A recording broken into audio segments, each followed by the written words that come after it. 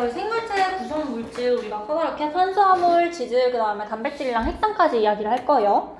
자, 그 중에서 우리 탄수화물 어떻게 배웠지? 배웠잖아. 어떻게 배웠지? 에너지원으로 쓰여 안 쓰여? 쓰여. 어떤 원소로 이루어져 있어? 탄소수소 써있어요. 탄소수소 산소. 쟤도 읽었어 방금. 자, 탄소수소 산소로 구성되어 있고, 그 다음에 종류로 우리 아는 거 뭐 있어요? 탄수화물의 종류.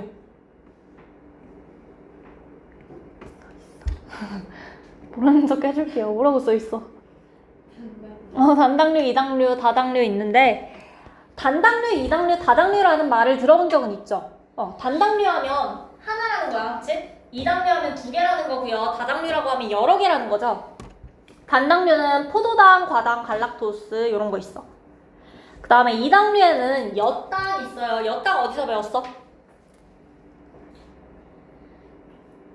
녹말 분해하고. 녹말 누가 분해하는데?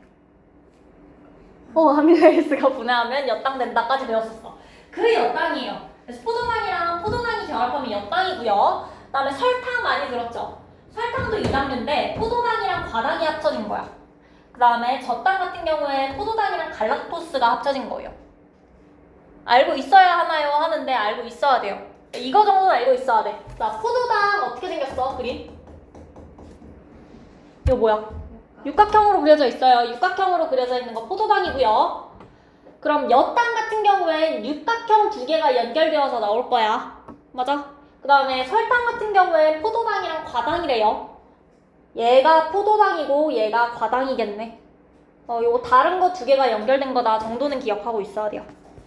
요 정도 할 수 있죠? 이게 이당류고, 다당류라고 하면 3개 이상이 아니라 엄청 많이, 폴리예요. 아주 많이 결합해야 돼. 수많은 당당류가 결합한 긴 사슬 구조로 생명체의 구성 성분이 되거나 에너지를 저장한다 되어 있는데, 예시로 녹말, 글라이코젠, 그 다음에 셀룰로스 나와 있어. 그래서 녹말 같은 경우 이거 3개 다 사실 포도당이 결합해 있는 건데, 포도당이 결합한 그 구조에 따라서 녹말이랑 글라이코젠, 셀룰로스로 나눌 수 있어요. 얘네 셋 다 다당류에 해당한다. 이 세 가지에 대해서는 들어본 적이 있죠? 녹말은 언제 들었어? 소화하면서 배웠어. 먹는 거, 그치? 그 다음에 글리코젠은 언제 배웠어? 응? 인슐린 글루카곤 이야기하면서 했었어. 포도당을 글리코젠으로 전환한다. 글리코젠을 포도당으로 전환한다. 이야기했었고, 셀룰로스는 혹시 어디서 들었는지 기억나요? 어디서 들었어? 참고로 이 중에 너만 들었을까? 아니다, 다 들었다. 이 둘은 들었다. 셀룰로스. 식물의 세포벽을 구성하는 물질로 셀룰로스가 있었는데, 진화는 아니다. 지민이만 아는 게 맞다. 우리 두 분 기말고사 때 안 들어간 범위 있죠? 거기에 얘기 있었어요. 식물세포의 세포벽을 구성하는 물질로 셀룰로스 있어요. 이 정도까지. 자, 이게 탄수화물이고, 얘는 에너지원으로 사용될 수 있어요. 그쵸? 몸을 구성하나요? 해요. 몸을 구성해요. 몸을 구성하긴 하는데 구성하는 양은 되게 적고요. 주로 전부 다 에너지원으로 사용돼. 오케이? 자, 그 다음에 밑에 지질 있어. 지질하면 지방인 거고, 물에 안 녹고 유기용매에 잘 녹는다까지는 알고 있어요. 그쵸? 자, 지질을 크게 3가지로 이야기할 건데, 중성지방, 인지질, 스테로이드 있어. 이 중에서 중성지방이 우리 중학교 2학년 때 소화하면서 배웠던 그 지방, 그거 이야기할 거야. 글리서롤이랑 지방산 3분자가 붙어있는 거. 요거 2개 합쳐가지고 모노글리세리드라고 불렀던 거, 그거. 요게 중성지방이고요. 한 분자의 글리세롤이랑 3분자의 지방산이 결합한 물질이에요. 내가 지금 밑줄 안 꺼도 그냥 다 외우시면 돼요. 그리고 얘네는 주요 저장 에너지원으로 사용된대. 탄수화물은 주요 에너지원이야. 내가 이거 분해해서 에너지로 쓸 거거든? 근데 내가 먹고 남은 탄수화물, 다 분해 안 된 탄수화물 어떻게 해요? 어떻게 저장해? 어떤 형태로? 탄수화물로? 아니야. 지방의 형태로 저장하죠. 그 이야기예요. 그래서 저장 에너지원으로 사용되는 거 중성지방. 됐죠? 자, 그리고 요 중성지방 같은 경우에는 체온 유지에도 중요한 역할을 하고 있어. 그래서 펭귄 같은 경우 아니면은 고래 같은 경우에 지방층이 두꺼워서 그 지방층 가지고 체온 유지한다. 요거 구성하고 있는 거 중성지방이다. 특징 됐죠? 자, 그 다음에 인지질 이렇게 생긴 거 알고 있어요? 머리랑 꼬리 2개 달린 거 보면 여러분 구할 수 있고요. 친수성 머리, 소수성 꼬리 다 배우셨죠? 자, 한 분자의 분자의 글리세롤에 두 분자의 지방산과 한 분자의 인산이 결합한 물질이다. 한 분자의 글리세롤, 두 분자의 지방산, 그다음에 한 분자의 인산이 결합해 있고요. 인산이 포함되어 있는 머리 부분이 친수성, 그다음에 지방산으로 이루어져 있는 꼬리 부분이 소수성이다. 됐죠? 괜찮지? 그다음에 세포막, 핵막 같은 생체막을 구성하는 주요 성분이다. 우리 세포막이나 핵막이나 아니면은 뭐 세포소기관들의 막 있죠? 여러 가지 막들을 우리가 생체막이라고 부를 거야. 그 생체막을 구성하는 주요 성분이다. 자, 여기까지 괜찮죠? 그다음에 마지막으로 스테로이드 있어요. 스테로이드 언제 들어봤어? 아, 들어봤잖아. 언제 어디서 들어봤어? 약물로 많이 쓰여요. 그쵸? 그 스테로이드인데 이 스테로이드 같은 경우에 탄소로 구성된 고리화합물 4개가 연결된 물질이라 되어 있어요. 이렇게 4개 연결되어 있는 그림만 보고 여러분 스테로이드인 거 확인할 수 있어야 돼요. 오케이? 이게 스테로이드인 거 알고 있어야 되고요. 이게 중성지방의 그림인 거 알아야 되고 이게 인지질의 그림인 거 알고 있어야 돼요. 요거 3개 정도 할 수 있겠죠? 자, 그 다음에 이 스테로이드 같은 경우에 콜레스테롤이 스테로이드의 한 종류야. 들어본 적 있죠? 콜레스테롤. 콜레스테롤 같은 경우는 스테로이드의 한 종류인데 얘는 동물의 세포막을 구성하는 데 중요한 성분이에요. 동물의 세포막 구성하고 있고 그 다음에 사람의 성호르몬이랑 부신거질 호르몬 같은 거 이 스테로이드 호르몬이야. 성호르몬이 스테로이드 호르몬이어서 우리 콜레스테롤이 몸에 안 좋다라고 알고 있는데 실제로는 우리 몸을 구성하고도 있고요. 성호르몬이랑 부신거질 호르몬 같은 거 나와야 되니까 당연히 콜레스테롤을 어느 정도 먹긴 해야 돼요, 사실. 우리가 섭취를 할 필요는 있다. 됐어요? 자, 여기까지 해주시면 되고 그 다음에 지질의 기능과 역할은 쭉 읽어보시면 될 것 같아요. 지방세포 여기 중성지방으로 딱 저장해놨어. 저장해놨고 이 세포막 같은 경우에는 인지질 이중층으로 되어 있는데 콜레스테롤이 중간중간 껴있죠? 됐죠? 요거 그럼 다 이제 확인할 수 있어요. 자, 그 다음에 옆에 생물체의 구성 물질에서 누가 제일 많아? 물이 제일 많아. 그 다음 단백질. 그쵸? 물이 제일 많고 그 다음에 우리 에너지원으로 쓰이는 이 3가지 영양소 중에서는 단백질이 제일 많고요. 이 정도 봐주시면 되고 그 다음에 당당류의 구분은 넘어가도 될 것 같고 이건 학교에서 하시면 보시면 돼요. 그 다음에 유기용매 같은 경우에 다른 물질을 녹이는 성질이 있는 액체 상태의 유기물 되어 있는데 그 기름 같은 거 녹이는 애들로 우리 알고 있으면 되죠. 이걸로 봐주시면 되고 소수성, 친수성은 말 뜻 알고 계시고요. 괜찮아요? 넘어갈게요. 다음 페이지로 넘어갈게. 바나나에서 탄수화물과 지질 관찰하기는 집에서 읽어보시면 될 것 같아요. 혹시 아이오딘과 칼륨 용액 뭐였는지 기억나요? 녹말이랑 만나서 무슨 색깔? 청람색. 아이오딘과 칼륨 용액 6이요. 녹말 용액이 청람색으로 변하고 지방은 어떻게 했어? 수단쓰리 용액 무슨 색? 무슨 색이야? 선홍색. 요것도 혹시 모르니까 기억해주세요. 됐죠? 자, 그 다음에 단백질이랑 핵산 갈게요. 단백질 같은 경우에 생물의 몸을 구성하는 주성분이고 생물체 대부분이 생명활동에 관여하고 있다. 자, 그리고 이 단백질 같은 경우에 에너지원으로 쓰여요, 안 쓰여요? 쓰여요. 그래서 우리가 에너지원으로 쓰이는 3가지 영양소 탄수화물, 단백질, 지방 이걸 3대 영양소라고 한다라고 중학교 2학년 때 배웠어요. 기억나실까요? 기억나요? 자, 그리고 혹시 탄수화물이랑 단백질이랑 지방이 1g당 몇 킬로칼로리의 에너지를 내는지 기억나요? 4라는 숫자는 맞아 일단. 그리고 8이 아니야. 9. 4가 누구고 9가 누굴까? 야, 지방이 제일 많을 것 같지 않아? 지방이 주요 저장 에너지원으로 사용된다며. 1g당 저장할 수 있는 에너지가 제일 많은 거야. 지방이 9고요. 탄수화물이랑 단백질이 4였어요. 오케이? 그래서 요 중성지방 저장 에너지원으로 이용되는 거 1g당 저장할 수 있는 에너지량이 많아서야. 자, 이거 혹시 모르니까 체크해놓고 갈게요. 그래서 에너지 저장 물질로 쓰인다. 됐고. 자, 그 다음에 단백질의 구성 성분. 기본 단위체가 뭐죠? 아미노산이고요. 단백질 구성하고 있는 원소들은 뭐예요? 대표적으로 C, H, O, N까지 우리 이야기했었어. 그쵸? 자, 그 다음에 이 아미노산 구조 혹시 여러분들 보신 적 있을까요? 통합과학에서 봤어요. 사실 이 구조식. 그쵸? 봤었고, 아미노산이랑 아미노산이 결합될 때 이 결합을 우리가 뭐라고 한다? 펩타이드 결합이라고 하고요. 펩타이드 결합할 때 누가 빠져나와? 물이 한 문자 빠져나온다 했었죠. 그래서 우리가 요거를 탈수 촉합 반응이라고 불러요.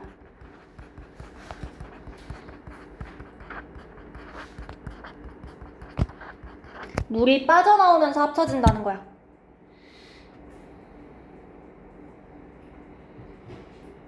그죠?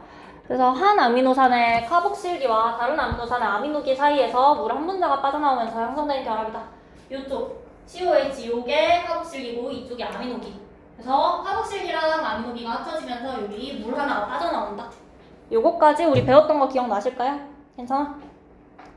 자, 이 펩타이드 결합으로 아미노산이 쫙 많이 붙으면 우리가 그걸 뭐라고 부른다? 폴리펩타이드라고 불렀어. 맞아? 그 다음에 폴리펩타이드가 그거 자체로 바로 단백질로서 기능을 해요. 이렇게 그러니까 연결만 해서 연결만 된 폴리펩타이드가 그대로 단백질로 기능을 하나? 그게 아니에요. 단백질 같은 경우에 일단 1차 구조라고 하면 아미노산이 쫙 달라붙은 거야. 연결만 됐어. 펩타이드 결합으로. 연결만 됐을 때 우리가 이걸 1차 구조라고 불러요. 그 다음에 2차 구조는요. 꼬이거나 병풍처럼 접혀요. 그래서 알파 나선 구조나 베타 병풍 구조 안 나오긴 하던데 이렇게 나선을 이루고 있거나 병풍 모양으로 여기 지금 오늘 병풍 모양으로 접히거든요. 병풍 뭔지 아시죠? 병풍 모양으로 접히는 거. 요 구조를 우리가 2차 구조라고 해. 아직 좀 선형이야, 그치? 자, 그 다음에 3차 구조는요. 얘가 그 다음에 접혀. 폴리펩타이드 하나 있었는데 얘가 나선이나 병풍을 이룬 다음에 접혀요. 이걸 우리가 3차 구조라고 하고요. 그 다음에 4차 구조라고 하면 이런 애들이 여러 개가 모여서 우리가 결과적으로 얘가 뭔가 기능을 하는 단백질이 되는 거예요. 그래서 이걸 우리가 4차 구조라고 한다. 3차 구조에 폴리펩타이드가 2개 이상 모여서 형성된 구조를 4차 구조라고 한다. 자, 1차, 2차, 3차, 4차 괜찮아요? 1차는 펩타이드 결합으로 쭉 연결만 시킨 거고 2차는 나선이나 병풍이 나와. 아직은 선형이에요. 그쵸? 자, 그 다음에 3차 구조는 접혔어요. 2차 구조 나타나기 시작하죠? 자, 그 다음에 4차 구조는 3차 구조가 여러 개 모였을 때. 여기까지 됐을까요? 요 1차부터 4차까지는 외워주셔야 돼요. 됐어? 자, 그러면 이 입체 구조를 결정하는 건 뭐냐? 아미노산 어떤 게 들어있는지, 순서가 어떤지 이런 거에 따라서 입체 구조가 달라져. 그래서 여러분이 배웠던 것 중에 남모양 적혈구 빈혈증 있죠? 그거 어떻게 됐었어? 간단하게 염기설 하나가 바뀌어서 아미노산이 바뀌었어. 아미노산이 바뀌어서 어떻게 돼? 적혈구의 모양이 남모양으로 바뀌는 거잖아. 입체 구조가 바뀐 거야. 그 아미노산 종류가 하나만 바뀌었는데 이 과정에 문제가 생겨서 입체 구조에 문제가 생기는 거예요. 그렇다는 건 이 아미노산 하나하나가 입체 구조를 결정하는 데 엄청 중요한 역할을 하고 있다는 거고 순서도 종류도 다 중요하다라는 거야. 됐을까요? 이해됐어요? 아미노산 종류 숫자 배열에 따라서 단백질의 입체 구조 달라질 수 있다.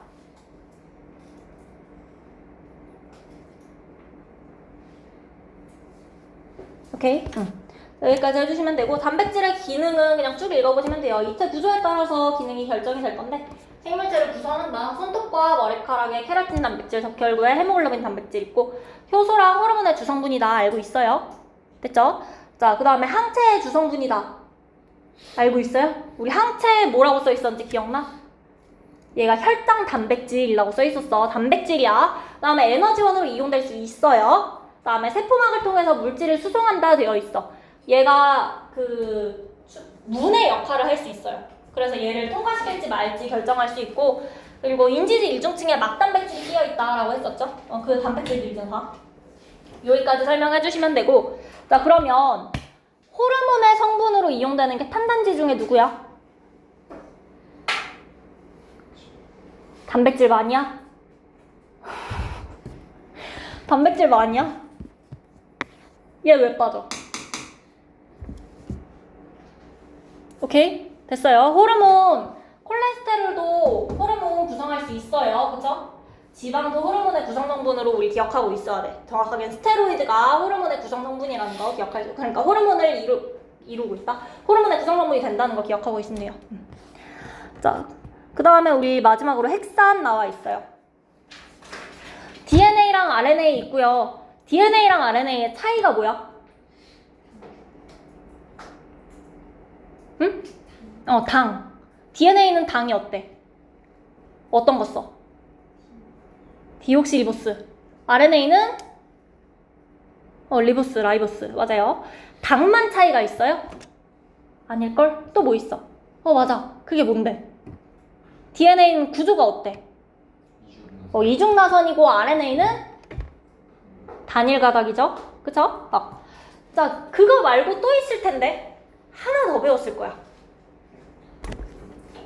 염기. DNA를 구성하는 그 염기는 뭐가 있어요? 뭐가 있어요?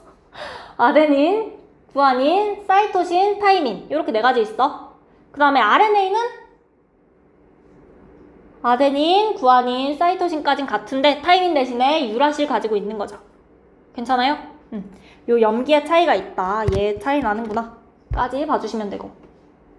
그 다음에 기능 같은 경우에는 통합과학에서는 기능도 자세하게 봤었는데 그렇게까지 중요하진 않은데 DNA 일단 유전정보 저장하는 역할이 1차적인 역할이고요. 그 다음에 RNA는 유전정보 전달하고 유전자로부터 단백질이 합성하는 데 관여한다. 이거 통합과학에 똑같이 쓰여 있었죠. 요 정도는 풀 수 있겠지? 괜찮아? 자, 요거 해주시면 되고 옆쪽에 뉴클레오타이드 인산 당 염기 1대1대1은 이제 안 틀리실 거라고 생각하고 핵산의 구조 한 뉴클레오타이드에 당 하시면 이거죠. 당이 다른 뉴클레오타이드의 인산이랑 공유결합으로 연결된다. 기억나요? 이렇게 당이랑 인산이랑 결합되는 거예요. 맞아?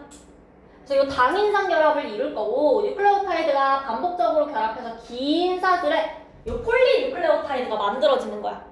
그리고 DNA 같은 경우에 이게 두 개가 만나서 이중나선 구조를 이루는 거고요. 여기까지 설명할 수 있어요. 뉴클레오타이드가 있고요. 당에 인산이 와서 붙어요. 그렇게 쭉 달라붙으면 우리 폴리뉴클레오타이드를 이루고요. DNA 같은 경우엔 이 폴리뉴클레오타이드 두 가닥이 만나서 이중나선 구조를 이루는 거고 RNA 같은 경우엔 그냥 혼자서 단일 가닥으로 이루어져 있는 거고요. 됐어? 자, 여기까지 설명해 주시면 되고 개념 확인 문제 1번에 들어갈 거 뭐야? 탄수화물. 2번은? 지질. 그 다음에 3번 단위체인 아미노산이 뭘로 연결된다? 펩타이드 결합이겠죠? 그렇겠지? 그 다음에 핵산. 단위체는 인산, 당, 뭐가 1대1대1로 결합한다? 염기. 요 정도 하실 수 있죠? 그 다음에 여기 2번. 이거 뭐야?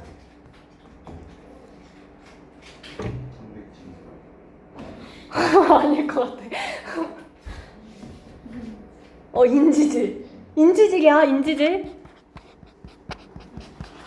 할 수 있어요, 그쵸? 그 다음에 단백질과 핵산의 단위체. 단백질은 뭐지? 아미노산, 핵산은 뉴클레오타이드. 자, 그 다음에 요거 왼쪽에도 1번 문제 3번. 맞아, 틀려? 3번 틀렸어. 자, 그럼 어떻게 고쳐야 돼요? 중성지방을 뭘로 바꿔? 스테로이드로 바꿔야 되고요. 그럼 중성지방은 어떻게 생겼어?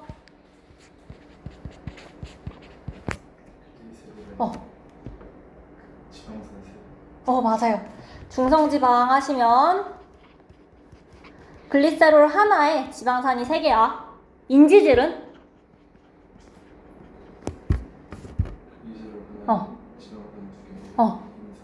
맞아요. 글리세롤 하나에 지방산 2개에 인산기 하나가 연결되어 있다. 외워질 거예요. 걱정 마요. 외워질 거예요. 어떻게 생겼는지 생각하시면서 이거 꼬리가 몇 개인지 지방산 개수 생각하시면 되고 글리세롤은 둘 다 가지고 있어요. 그 다음에 인지질은 인산기 가지고 있고요. 여기까지 외울 수 있겠지? 자, 그 다음에 이 대표 자료 분석이랑 문제들에서 대표 자료 분석 이거 2만. 2가 뭘까? 2가 뭐여야 될 것 같아? 설탕이에요. 사실 문제에 설탕 되어 있긴 한데 포도당이랑 이거 뭘까 그럼? 포도당이랑 얘가 포도당이고 과당. 과당이랑 합쳐져서 이당류 만들고 있는 거 설탕이다. 그 다음에 단백질과 핵산의 특징은 괜찮을 것 같고 좀 넘어갑시다. 여기는 문제들 이제 쭉쭉 풀어주시면 돼요. 쭉쭉 풀어주시면 되고 요런 빈칸들 이제 다 채워주세요. 이번에는 어차피 암기 다 해야 되니까 요거 19쪽까지는 문제 풀어주시면 될 것 같아요. 숙제로. 됐지? 요거는 아마 어렵지 않을 거고 그럼 넘어갑시다. 쭉 넘어가요. 대단어 2단어까지.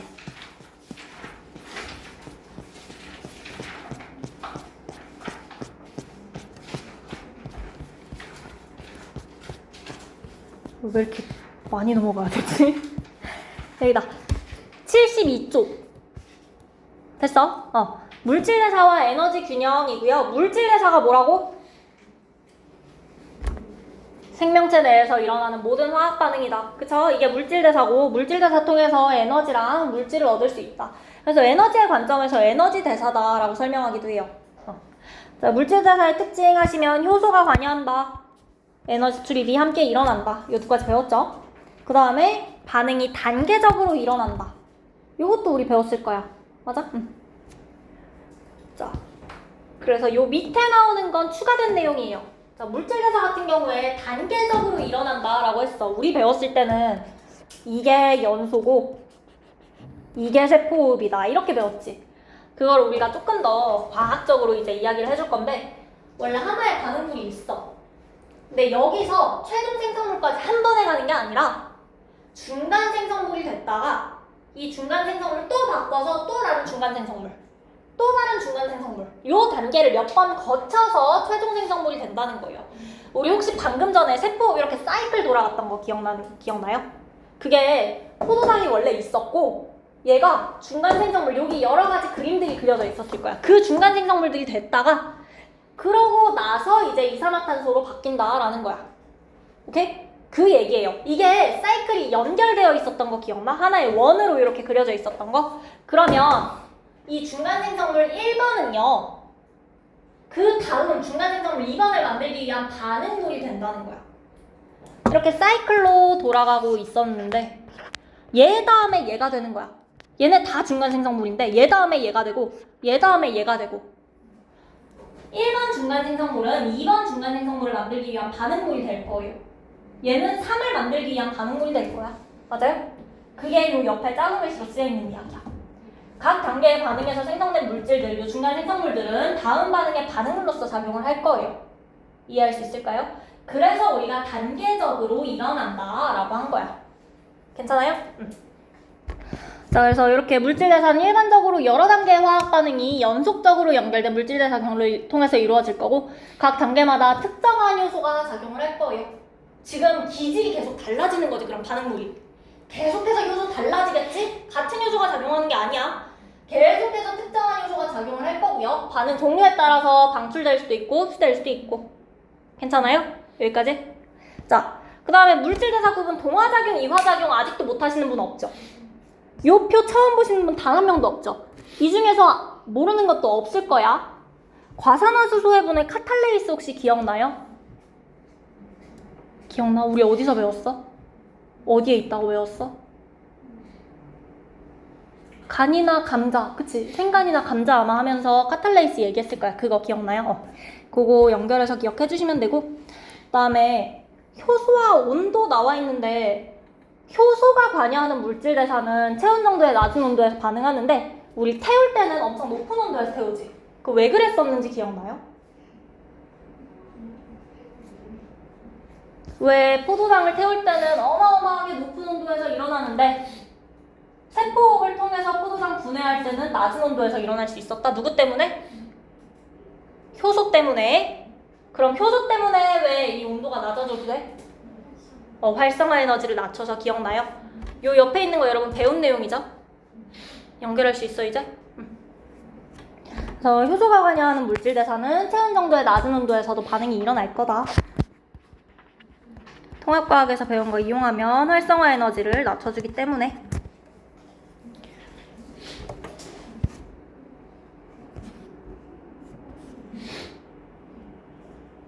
됐죠? 자, 그다음 다음 페이지 보시면 에너지 대사의 균형 있어요. 이게 원래 생명과학 1에 있었는데 지금 여기로 넘어온 건데, 기초대사량 들어본 적 있지? 기초대사량이 뭐야? 들어만 봤어? 기초대사량 하면 생명현상을 유지하는 데 필요한 최소한의 에너지 양이라는 거예요. 그러니까 내가 뭔가 움직이고 말하고 이런 거 말고 그냥 심장박동하는데 에너지 필요할 거야. 맞아? 내가 호흡운동하는데 에너지 필요하죠. 그런 것들. 생명현상 유지하기 위한 최소한의 에너지 양을 우리가 기초대사량이라고 하고요. 그러면 내가 말하는 거, 공부하는 거 이런 것들은 활동대사량이라고 할 거야. 기초대사량 외에 다양한 활동을 하는데 필요한 에너지 양을 우리가 활동대사량이라고 해요. 그럼 내가 하루 동안 쓰는 게 기초대사량이랑 활동대사량 합쳐야겠지.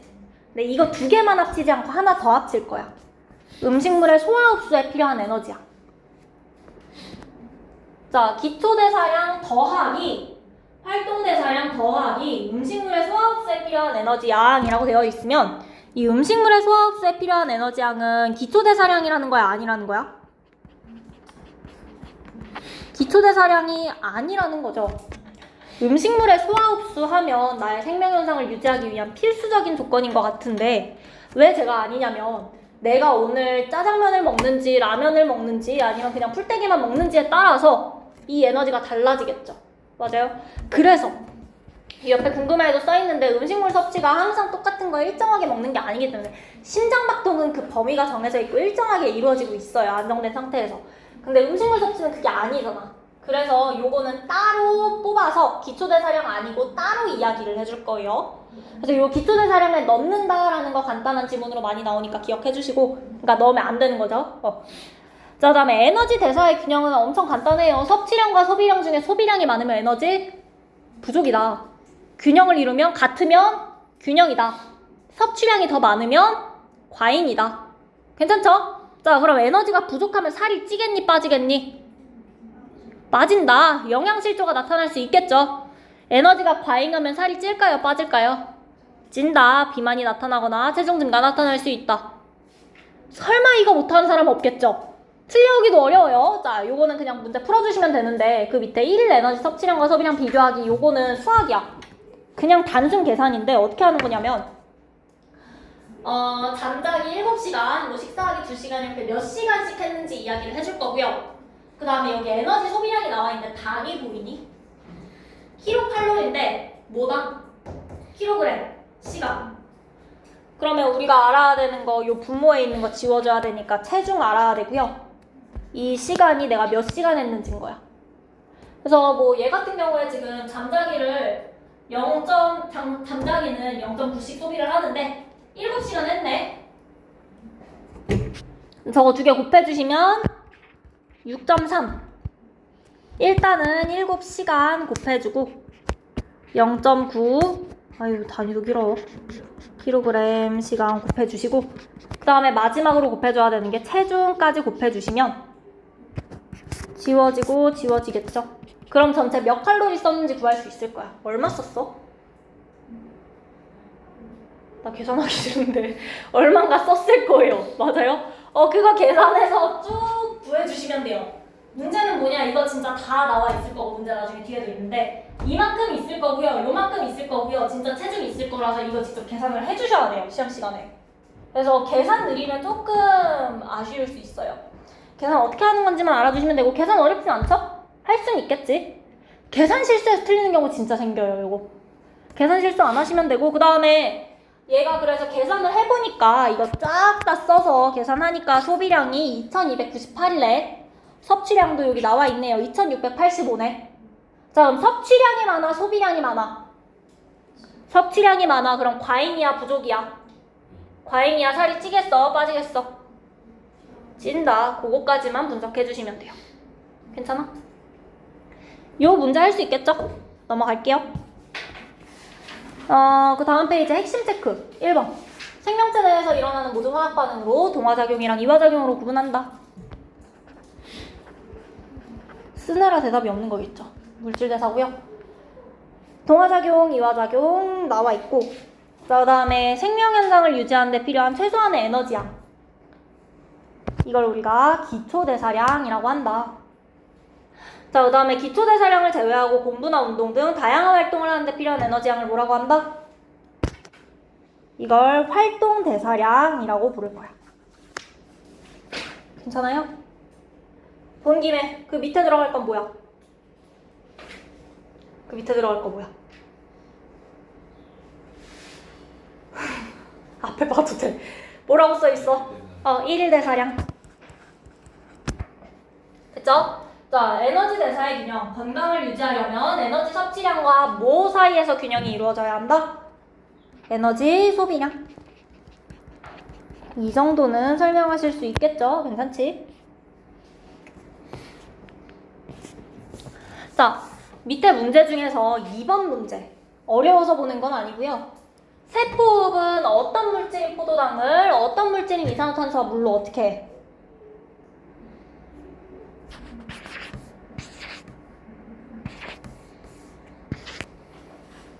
답을 고르는 건 어렵지 않죠.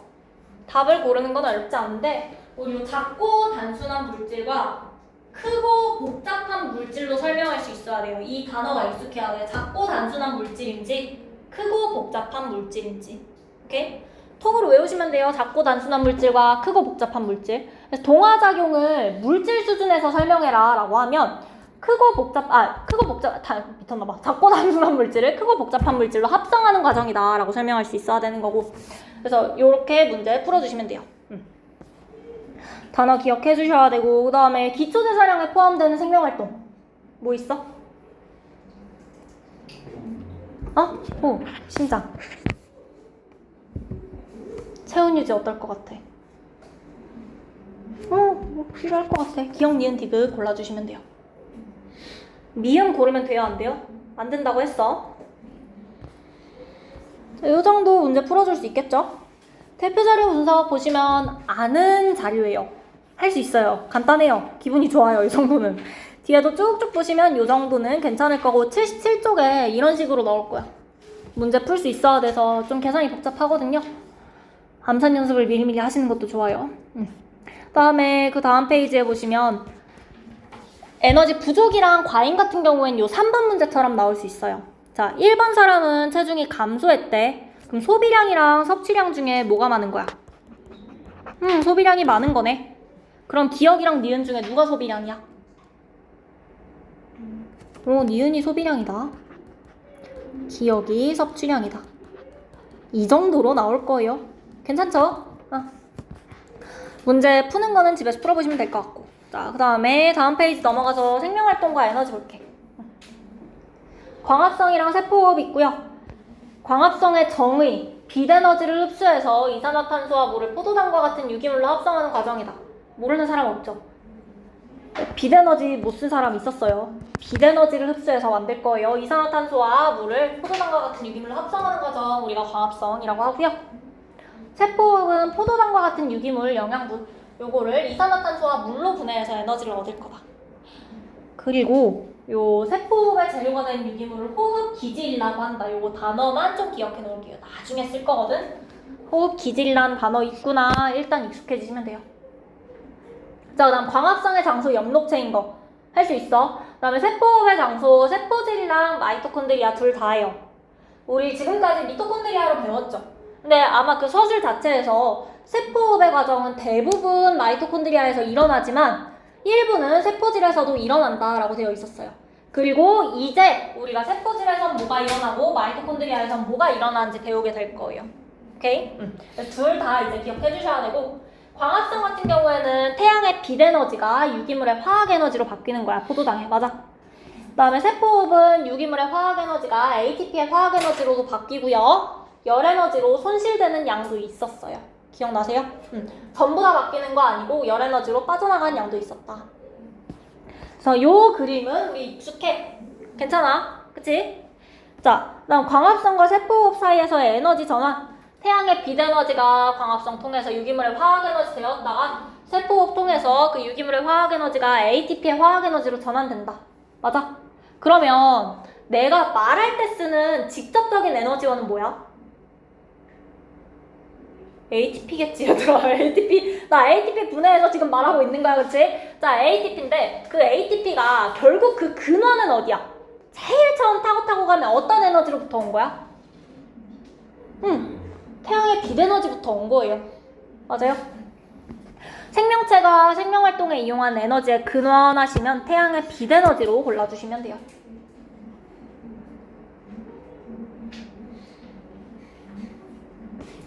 그죠? 그 다음에 뭐 요 그림 정도는 이해하고 넘어갈 수 있을 거고 오른쪽에 있는 요 그림도 여러분 배운 적 있어요. 그쵸? 내용도 생명체 밖에서 연소될 때 빠르고 급격하게 일어나고 발현의 에너지 한 번에 빛과 열로 나오고 세포호흡 낮은 온도에서 천천히 단계적으로 이루어질 건데 결국 나오는 에너지의 총량은 어때? 에너지의 총량은 같아요. 방출된 에너지의 총량은 같다까지 설명할 수 있겠죠? 자, 그 다음 페이지에 보시면 발화 중인 콩의 물질 대사와 에너지 대사 탐구하기 되어 있는데 요 통에다가 발화 중인 콩이랑 마른 콩이랑 넣어놨어. 그러니까 싹 트는 중인 콩인 거야. 얘 살아있죠? 물질 대사 하겠죠? 세포호흡을 하겠지? 지금 아직 싹은 안 텄으니까 광합성은 일단 생각 안 할게요. 세포호흡하고 있을 거고 마른 콩은요 아직 싹 안 터요. 얘 아직 세포호흡 안 할 거예요. 괜찮아요? 자, 그래서 CO2 농도 센서랑 온도 센서를 우리가 달아놨어. CO2 농도랑 온도를 확인을 할 건데 CO2 농도 변화 발화 중일 때 증가하네요. 왜? 뭐 해서? 세포호흡해서. 온도도 증가하네. 온도도 올라가네. 왜? 똑같이 세포호흡할 때 세포호흡은 발열 반응이니 흡열 반응이니? 발열 반응이죠. 세포호흡하면서 ATP에도 저장되지만 열에너지로 나가는 것도 있으니까 그래서 온도 올라간다. 그쵸? 자, 그 다음에 마른 콩 같은 경우에는 CO2 농도 변화도 별로 없고요. 온도 변화도 없어요. 뭘 의미해? 세포호흡이 거의 일어나지 않았다. 이렇게 설명하시면 될 거예요. 됐죠?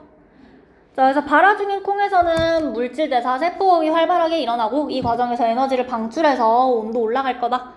따라서 물질 대사는 에너지 대사와 함께 일어난다 되어 있는데 그러니까 물질 대사는 에너지의 출입과 함께 일어난다라는 거예요. 사실 그냥 같은 말로 사용하셔도 괜찮은 거예요. 내가 물질의 관점에서 볼 건지 에너지의 관점에서 볼 건지에 따라서 용어를 선택해서 사용하는 거야. 됐을까요? 자, 그 다음에 옆에 같은 탐구 다른 실험 되어 있는데 수산화칼륨 호흡으로 발생한 CO2를 흡수한다. 혹시 이거 들어보셨나요? 아니면 이거 하나 체크할게요. 앞으로 수산화칼륨 용액 사용하면 CO2를 흡수해. 이 수산화칼륨 수용액이. 됐어? 이거 그냥 외우시면 돼요. 석회수랑 이산화탄소랑 만나면 뿌옇게 흐려지는 거 있죠? 그거 외우듯이 그냥 알고 있으면 돼. 수산화칼륨 용액은 CO2를 흡수한다. 자, 실험 세팅 보시면 첫 번째는 발화 중인 콩을 넣고요. 증류수를 적신 거름종이 있어요. 그 다음에 여기 잉크방울이 있어. 자, 두 번째는 여기 발화 중인 콩이 있어. 여기도 발화 중인 콩이고요. 그 다음에 수산화칼륨 용액을 적신 거름종이 여기 놔둬요. 그 다음에 여기 잉크방울 놔뒀어요. 그 다음에 얘는 마른 콩이야. 여기 수산화칼륨 용액을 적신 거름종이 있고요. 그 다음에 잉크방울이 있어요. 여기까지 괜찮아요? 자, 그러면 우리 예상 가능한 거 발화 중인 콩에서 세포호흡 일어나? 안 일어나? 일어날 거야. 마른 콩에서 안 일어날 거야. 자, 그러면 잉크방울이 움직인다는 건 이 안쪽에 기체의 부피가 어떻게 되었다는 거야? 뭐 늘어나면 밀릴 거고 감소하면 앞으로 다가오겠죠? 맞아요? 그래서 잉크방울 여기다 놔둔 거야. 그래서 결과를 봤더니 1번 챔버에서는 요만큼만 움직여. 2번에선 요만큼만 움직여요. 자, 그러면 우리 기체가 어떻게 바뀌었는지 한번 생각해 볼게. 1번 같은 경우 발화 중인 콩에서는 이산화탄소를 어떻게 해? 자, 발화 중인 콩에서 세포호흡이 일어날 거야. CO2를 어떻게 하지? 방출하니 흡수하니? 방출하지. 호흡이니까. 산소 흡수할 거야. 맞아? 맞아요. 그러면 내가 산소를 흡수한 만큼 부피가 줄어들 건데 이산화탄소 내보낸 만큼 늘어날 거야. 이 둘의 차이만큼 지금 줄어들어 있는 거죠. 맞아요. 무슨 말인지 알겠어? 방출한 이산화탄소만큼 늘어날 거고 흡수한 산소만큼 줄어들 거고. 그래서 결국 전체적으로 요만큼의 부피가 바뀌었어. 됐어? 자, 그다음 2번 같은 경우에는요. 똑같이 이산화탄소 방출하고 산소 흡수할 건데 근데 방출된 이산화탄소 어떻게 됐어? 수산화칼륨에 흡수됐어. 그러면 줄어든 건 왜 줄어든 거야? 왜 기체의 부피가 줄어들어? 누구를 흡수해서? 산소 흡수하잖아. 산소 흡수량만큼 부피가 감소할 거예요. 1번에서 산소 흡수량만큼 감소되고 이산화탄소 방출량만큼 늘어나고 전체적으로 이만큼만 움직여. 근데 2번에선 이산화탄소 방출하는 거 수산화칼륨에 흡수되었죠. 그러면 산소 흡수된 만큼 줄어들었는데 이산화탄소 방출량 때문에 뒤로 밀려나지 않을 거야. 그래서 요만큼. 이 길이가 의미하는 거 산소의 흡수량이다. 됐어요? 그래서 2번에서는 소비된 산소의 부피만큼 이동한다.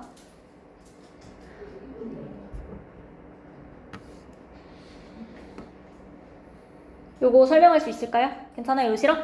이해됐어요? 자, 그러면 요 실험까지 설명하시면 넘어갈게요. 그 다음에 ATP 있어요. ATP 구조 모르시는 분. 그럼 아데노신은 어떻게 생겼어?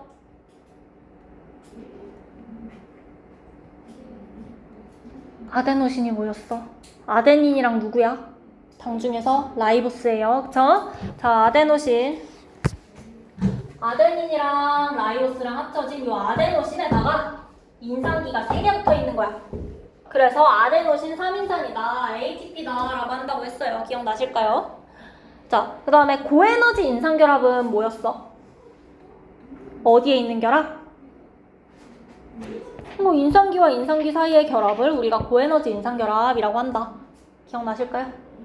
자, 그 다음에 인산기 3개 붙어 있으면 ATP다. 트라이. 2개 붙어 있으면 ADP다. 다이. 그 다음에 하나 붙어 있으면 AMP다. 모노. 요거 우리 생명과학 때 설명을 하긴 했었는데 혹시 기억나요? 3가지 이름 이제 다 나왔으니까 완벽하게 외워주시면 돼요. 괜찮아? 자, 그 다음에 외워야 될 숫자가 등장해요. 요 숫자는 알아두시는 게 좋아요. 고에너지 인산결합이 끊어지면서 에너지가 방출되는데 7.3kcal/몰만큼의 에너지가 방출된대. 그래서 단위 보니까 이거 하나당 방출되는 에너지 양이야? 단위 보니까 이거 한 개에서 나오는 에너지가 7.3kcal라는 거야? 아니죠? 1몰에서 ATP 1몰이 끊어져서 ADP가 될 때 방출되는 에너지가 7.3이라는 거예요. 오케이? 자, 단위까지 생각해 주시면 되고 요거 나중에 세포호흡하고 나서 한 번 더 나올 거예요. 세포호흡 강화성 하고 나서. 자, 여기까지 어려운 거 없을까요? ATP는 고에너지 인산결합이 몇 개? 2개. 할 수 있죠? 자, 그 다음에 ATP의 이용은 우리 좋은 이야기 쓰여 있어요. 물질 합성하는데 사용할 거야. 그치? 그 다음에 능동수정하는데 이제 능동수정 뭔지 알아? 그 다음에 기계적인 활동, 그러니까 내가 움직이는 거 이런 거. 아니면 산모나 편모의 운동 같은 거. 괜찮아요? 자, 그럼 개념 확인 문제에서 광합성과 세포호흡에서의 에너지 전환.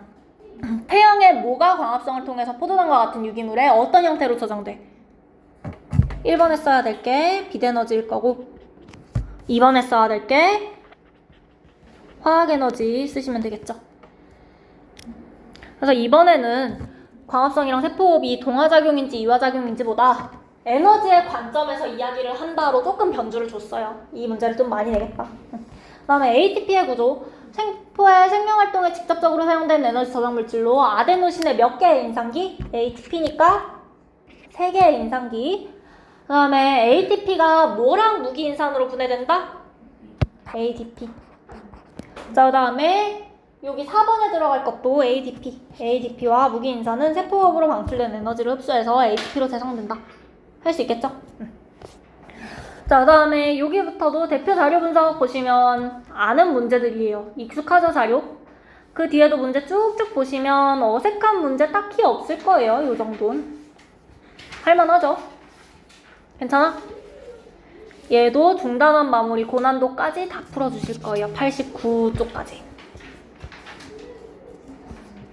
문제 어렵진 않을 거거든? 그리고 오늘은 외울 것도 아직 많진 않죠. 괜찮죠? 그래서 오늘 일단 요거 다 풀어주시고 외울 수 있는 것들 일단 이번 주 거 다 외워주시고 내가 시간이 조금 남는다 하면은 요 세포 소기관 파트 한 번만 읽어서 올래요? 시간이 남는다 하면 너무 시간 없었다 하면 어쩔 수 없지 뭐. 테스트를 치진 않을 테니까 혹시 가능하면 한 번만 읽어주세요. 됐어? 그러면 아이씨